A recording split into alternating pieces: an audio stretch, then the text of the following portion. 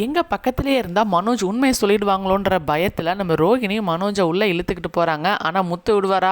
அப்படியே உள்ளார புந்து sudden brake போட்டு நிறுத்தி வச்சுட்டாரு. இங்கே பஞ்சாயத்து நடக்கும்போது நீங்கள் மட்டும் எங்கள் உள்ளார போகிறீங்க, மெயின் அக்யூஸ்டே இவன் தான், இவன் இங்கே இருக்கட்டும் அப்படின்னு சொல்லி ஆளுக்கு எல்லாமே மிரட்டுறாங்க. வேறு வழியே இல்லாமல் கடைசியில் ஆமாண்டா நான் தான் நகை எடுத்தேன் அப்படின்ற மாதிரி மனோஜுமே உண்மையை ஒத்துக்கிட்டாரு.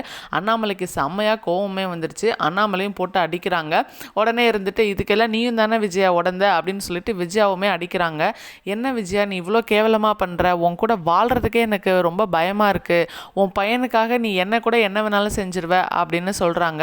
அது மட்டுமா நீ பண்ண, மீனா அம்மாவை கேவலப்படுத்துகிற, எங்கள் அம்மாவை கேவலப்படுத்துகிற, எனக்கு உன் கூட இருக்கவே பிடிக்கல அப்படின்னு சொல்லிட்டு ரொம்பவே விஜயாவை திட்டாங்க. இதெல்லாம் கேட்ட விஜயா சும்மா இருப்பாங்களா? அவங்களுக்கு என்ன பண்ணுறதுனே தெரில. வேகமாக போயிட்டு உள்ளார ரூமில் கதவுமே சாத்திக்கிட்டாங்க. மற்ற எல்லாருமே கூப்பிட்டு பார்க்குறாங்க. விஜயா வரவே இல்லை. மறுபடியும் முத்து மீனாவுமே போயிட்டு அண்ணாமலைக்கிட்ட ரெக்வஸ்ட் பண்ணுறாங்க, நீங்கள் எப்படியாச்சும் போய் அத்தையை கூப்பிடுங்க, அத்தை வந்துடுவாங்க, போங்க மாமான்னு சொல்லி பார்க்குறாங்க.